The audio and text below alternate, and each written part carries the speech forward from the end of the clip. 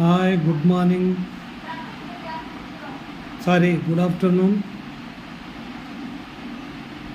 Myanmar, Bangkok, Indonesia అన్ని దేశాల్లో ప్రకృతి సృష్టించిన బీభత్సాన్ని చూసి కూడా ఇంకా నేర్వని పాఠాలు ఉన్నాయి మన దేశంలో. మనది 100 కోట్లు జనాభా ఉన్న దేశం. కోట్లు ఉంటే డబ్బులు ఏదన్నా అనాథాశ్రయాలకు కానీ, పేదవాళ్ళకి కానీ, మన చుట్టాల్లో ఉన్న లేని వాళ్ళకి కానీ ఆదుకుంటే ఒక పద్ధతి, పుణ్యము పాడు వస్తుంది.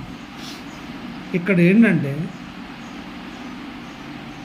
50 అంతస్తుల వరకు కడతారు, 50 ఫ్లోర్ల వరకు కడతారు, 70 ఫ్లోర్ల వరకు కడతారు. ఒక్క ఊపితే ఎక్కడుంటారు జనాలు? డబ్బుకు డబ్బు దండగా, ప్రాణాలు భయ, పుణ్యము భయ. ఎంత డబ్బు వేస్ట్ చేస్తున్నారు.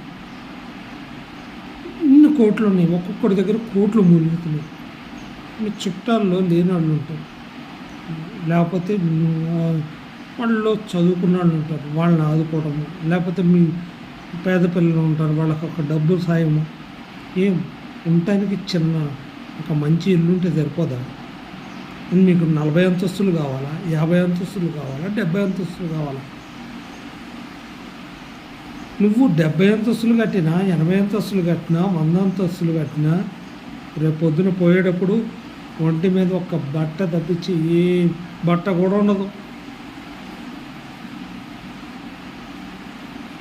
అందుకే పాపాలు పండి ఇప్పుడు ఇండోనేషియా, బ్యాంకాక్లోను, చైనాలోను వచ్చిన ఊపు ఇక్కడ ఇండియాలోనూ, ఇప్పుడు హైదరాబాద్లో కూడా చాలా అపార్ట్మెంట్లు అసలు ఏం కడుతున్నారు. అస్సలు గాలి పీల్చడానికి కూడా గాలి లేకుండా చేస్తున్నారు. కాలుష్యం, రోగాలు ఉన్నదంతా హైదరాబాద్లో ఇదే. చెట్లు కూల్చేస్తున్నారు,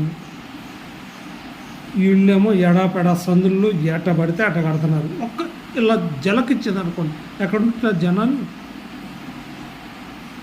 ఒక్కసారి ఇంతంత డబ్బులు వేస్ట్ చేస్తున్నాం. నీ ప్రాణం ఇప్పుడు పోతే అవి ఏం చేసుకోవడానికి ఆ డబ్బులు? ఇప్పుడు డబ్బులు పోతే ఈ ప్రాణము పోతుంది. ఒక్కసారి ఆలోచించండి. కట్టేటప్పుడు, ఇటువంటి ఇల్లు కట్టేటప్పుడు ఆలోచించండి. మీరు ఉండటానికి